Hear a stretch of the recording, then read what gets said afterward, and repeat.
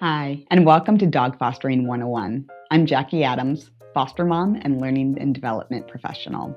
This podcast is for anyone who's new to fostering, thinking about saying yes for the first time, or navigating those early days and looking for practical tips, because fostering changes lives at both ends of the leash.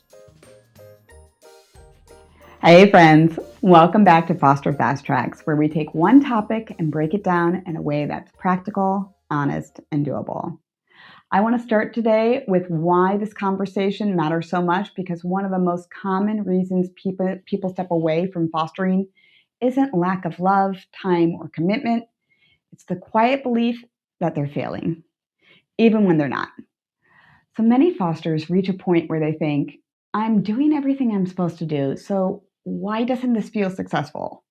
And when progress doesn't look obvious, when behavior is still messy, or emotional exhaustion creeps in, that feeling can turn into self-doubt pretty quickly.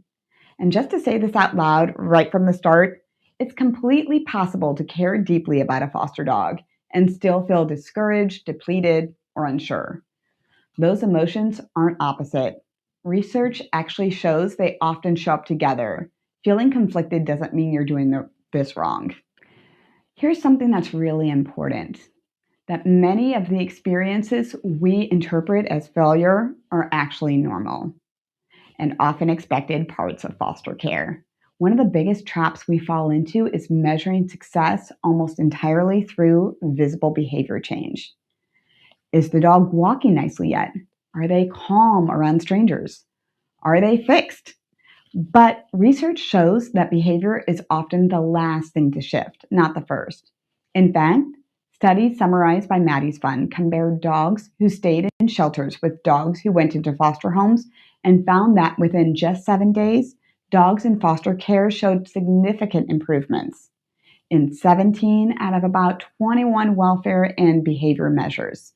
Things like playfulness, confidence, sociability, and reduced anxiety improved, even when obvious behavior issues hadn't disappeared yet. Dogs who stayed in the shelter didn't show those same gains. That's a really important distinction, because it tells us something meaningful is happening internally long before it looks polished on the outside. And when fosters learn to recognize this kind of quiet progress, research shows they're more likely to stay engaged longer. Not because fostering becomes easy, but because it feels honest and sustainable. There's also physiological data that backs this up. Researchers have measured cortisol, a stress hormone, in dogs before and during foster placements. Multiple peer-reviewed studies found that dogs placed in foster homes showed significant drops in cortisol compared to when they were in shelters. So even if your foster dog is still reactive, still pulling on the leash, still struggling, their body may already be experiencing less stress, that deeper sleep that you notice, that slightly faster recovery after a loud noise, the way they settle a little bit more easily in at night. That's not imagined progress. That's biological regulation. There's also outcome data that helps put this into perspective. A large academic study looking at adoption outcomes found that dogs who went on short outings were about 14 times more likely to get adopted than those who stayed in the shelter. That doesn't mean that dogs who suddenly became easy. It means the foster care made them more stable, more resilient, and even more ready, even if their behavior still needed a little bit more progress. And here's where this really matters for us as fosters. Behavior science tells us that emotional regulation comes before skill development. A dog has to feel safer before they can act confident. They have to regulate stress before they can learn consistently. So progress often shows up as stabilization long before transformation. Sometimes progress looks like recovery instead of escalation, curiosity instead of a shutdown, predictability instead of chaos, or honestly, just nothing getting worse. And that last one matters more than we might admit to ourselves.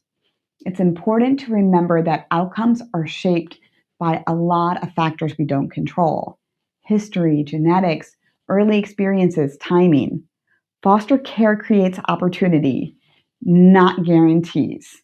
Effort doesn't always equal outcomes, and that doesn't mean the effort wasn't valuable. And when progress feels especially hard to see, support plays a role too.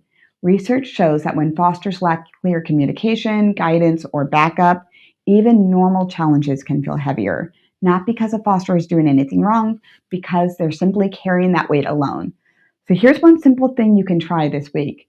Come up with just one sign of progress that isn't about behavior. One thing that tells you this dog is safer, steadier, or more regulated than before. And just let that count. Instead of you're asking yourself, why isn't this dog better yet? It can be more accurate and more compassionate to ask, is this dog safer than they were before? Is their nervous system quieter? Are they learning that this environment is predictable? According to the research, those are meaningful wins. And one last thing, recognizing invisible progress doesn't mean ignoring your own limits. It doesn't mean pushing through exhaustion or overriding your boundaries. It means making decisions from clarity instead of guilt. You're not behind, you're not missing something, and you're often making progress long before it looks obvious.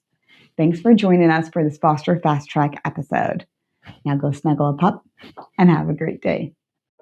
Thanks so much for joining us for this episode of Dog Fostering 101, everything I wish I knew when I began fostering. This episode was edited by Make Your Day Richer. If you enjoyed it, please be sure to follow us and check us out on Facebook and Instagram. Now go cuddle a pup and have a great day.